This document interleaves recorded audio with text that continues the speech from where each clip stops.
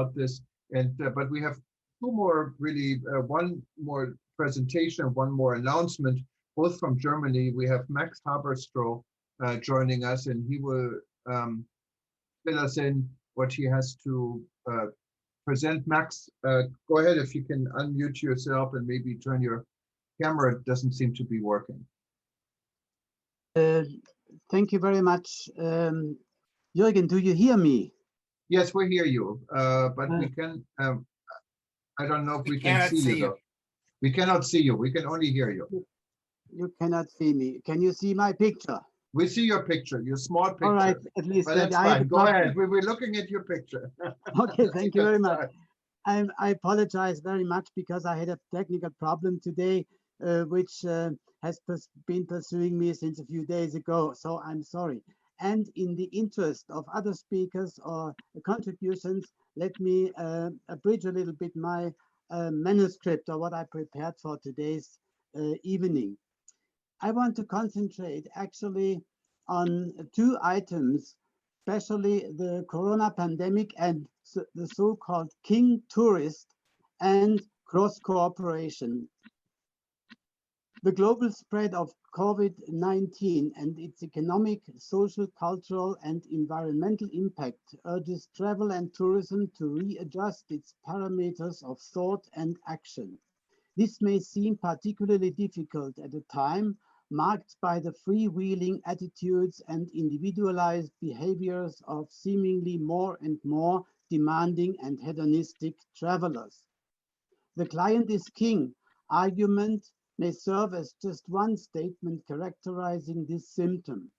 More and more, however, king tourist will have to accept a kind of trinity and to share power with, say, king local inhabitant and queen nature.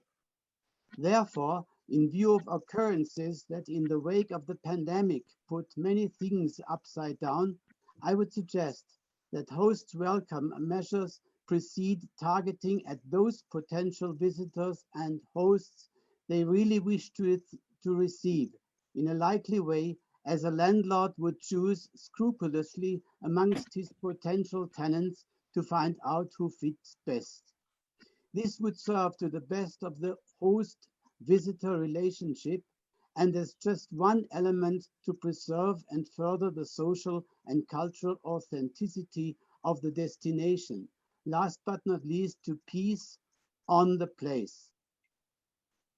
In terms of cross-cooperation, I would like to say that we are facing a whole set of major challenges as the corona pandemic, climate change, environmental degradation and calamities, continued war hotspots, and both latent and factual outbursts of terrorism, growing numbers of refugees, the widening of the discrepancies between rich and poor, and social unrest. Even travel and tourism has its share. Mass tourism hotspots have been for long already a source of alienation between frustrated hosts and visitors coming in by masses or behaving indecently. Altogether, there has gradually emerged a growing aversion of local people to live in a sort of multicultural melting pot that severely affects local customs and threatens local particularities to evaporate within a presumptively felt anonymity of globalization. In times of crisis, however, the meaning of individual may gradually change from a suspected individualism to real and true relationships amongst individuals. Travel and tourism key stakeholders will make joint efforts to reprioritize issues in terms of quality versus quantity, empathy versus egoism, tailor-made offers versus uniformed packages, personalized visitor management versus mass tourism, target groups that are desired versus everyone is welcome, cross-cooperation as well as cleanliness. And here I would like to focus on anti-littering initiatives and waste management.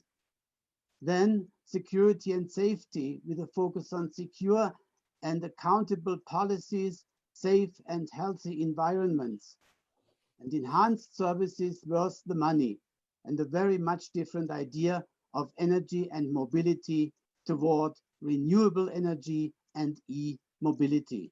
Thank you very much for your attention, and I'm happy to have joined you and have also witnessed old friends of mine whom I had the honor and the pleasure to meet repeatedly at the ITB in Berlin.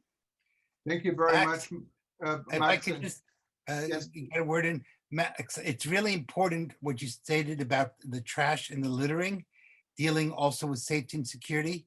We know very much that when we have a clean environment, meaning one where we worry about such issues as trash, all sorts of broken windows, etc., crime goes down and safety goes up. So you're right on the target in working on those two priorities. They're really important. Thank you for very saying much. that. Thank Thank you. you very much, Peter and Max.